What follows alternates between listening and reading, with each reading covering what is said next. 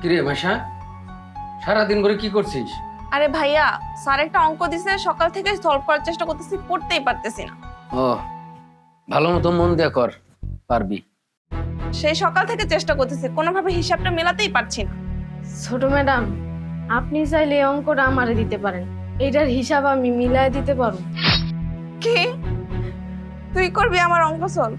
দেখছো ভাইয়া কি বলে, ছোট লোক মেয়ে কোথাকার। তুই করিস আমাদের বাসায় কাজ, আর তুই নাকি আমার অঙ্ক সলভ করবি? হাসির কথা না ভাইয়া। এই রিমি, তুই কি বলছিস এগুলো? তোর কি মাথা ঠিক আছে? তুই ওর অঙ্ক করবি? বাড়িতে তো ঠিক মতো 3 বেলা খাইতেই পারতি না, আমার বাসায় কাজ করছিস আর ওর অঙ্ক তুই করবি? হাস্যকর বিষয়। এই, তোর কি মাথা খারাপ হয়ে গেছে নাকি? না ভাইজান, মাথা খারাপ হইব কেন? আমি টাইনা টুইনা মেট্রিক পাস করছি, আর স্কুলে থাকতে অঙ্কে আমি অনেক ভালো আছিলাম। তাই কইছিলাম ছোট ম্যাডাম রে যে আমি অঙ্কের হিসাবটা মিলিয়ে দিতে পারবো। হ্যাঁ মাসা, খাতার ওরে দে তো।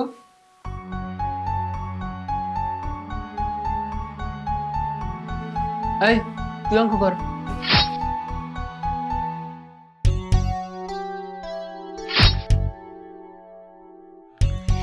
এই যে নেন ম্যাডাম। এই মাসা, দেখ তো অঙ্কটা ঠিক আছে কিনা।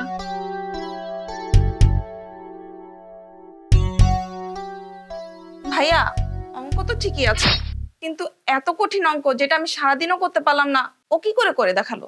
আরে গাধা, ও বললো না ও স্কুলে থাকতে অঙ্কে খুব ভালো ছিল। তুই মন দিয়ে একটু পড়াশোনা কর, তুইও পারবি। আরে মি, যা তো আমার জন্য 1 কাপ চা নিয়ে আয়। আচ্ছা ভাইজান। ভাইজান আসমু। হ্যাঁ, কি কবি বল। বড় ভাইজান কইছিল চা খাইবো, আমি তো চা বানামু, আপনি কি খাইবেন? আপনি খাইলে কোন আপনার জন্য বানামু। হ্যাঁ, আমি তোরে ডাকতাম। আরে ল্যাপটপটা কি যে হইছে আমি কিছুই বুঝতেছিলাম, মাথাটা একদম ঝিম ধরে আছে। যা তো 1 কাপ রং চা করে নিয়ে আয়। ভাইজান কি হয়েছে ল্যাপটপের?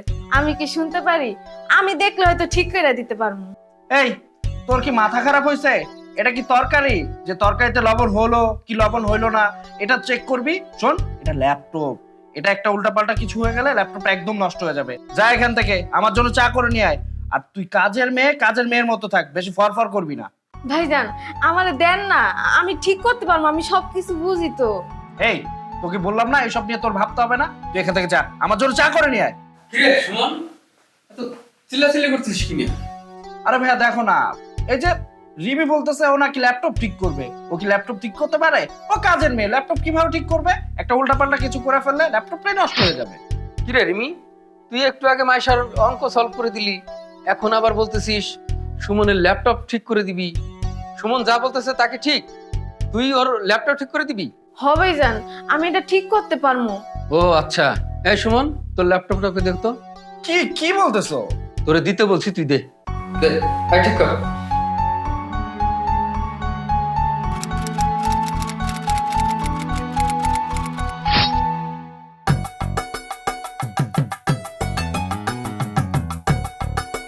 এটা সফটওয়্যার পড়ে গেছিল, সফটওয়্যার ইনস্টল করে দিছি, এখন পুরোপুরি ল্যাপটপ ঠিক আছে ভাইজান। কিরে রিমি, তোর গতিবেগ দেখে কিন্তু আমার কাছে খুব সুবিধা মনে হইতেছে না। তুই মাইশার অঙ্ক সলভ করে দিলি, এখন আবার সুমনের ল্যাপটপ ঠিক করে দিলি। আসলে তুই কে, সত্য করে বলতো? ভাইজান আমি গরিব মানুষ, এগুলো আমারে কি কইতাছেন? এই, তুই কি ভদ্রভাবে বলবি নাকি আমি পুলিশকে খবর দিব? ভাইজান পুলিশ কল করতে হইব না, আমি কইতাছি ভাইজান আমি একজন কম্পিউটার ইঞ্জিনিয়ার। কি, তুই কম্পিউটার ইঞ্জিনিয়ার? তুই আমাকে আগে বলবি না? আর তুই চাকরি বাদ দিয়ে তুই আমার বাসায় কেন কাজ করতেছিস? ভাইজান আপনি তো আমারে কোনের সময়ই দেন নাই। আব্বা আমার অনেক কষ্ট করে পড়াশোনা করাইছে, তারপর থেকে আমি এখানে ওইখানে অনেক দৌড়াইছি চাকরির জন্য, কিন্তু কোথাও চাকরি পাই নাই ভাইজান।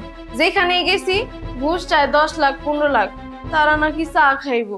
কিন্তু ভাইজান আব্বার যতটুকু সামর্থ্য আছিল সেই সব টাকা দিয়ে আমার পড়াশোনা করাইছে, এখন আর টাকা পয়সা পাইবো কই? তারপর অন্যান্য জায়গায় চাকরির জন্য অনেক চেষ্টা করছিলাম, কিন্তু দুর্বলতার সুযোগ পায় আমার দিকে বাজেভাবে তাকাইতো। ভাইজান এগুলো আমি মানতে পারিনি, দেখে আমার কাছ থেকে ভাগায় দিছে।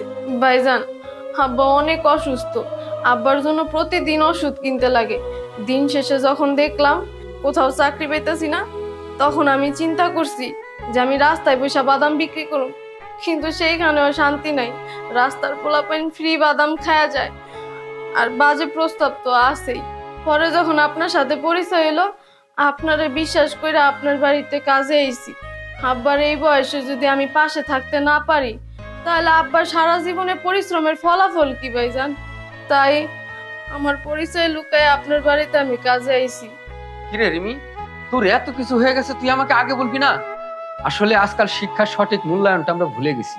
আর শোন, আজকে থেকে তোর আর আমার বাসায় কাজ করতে হবে না।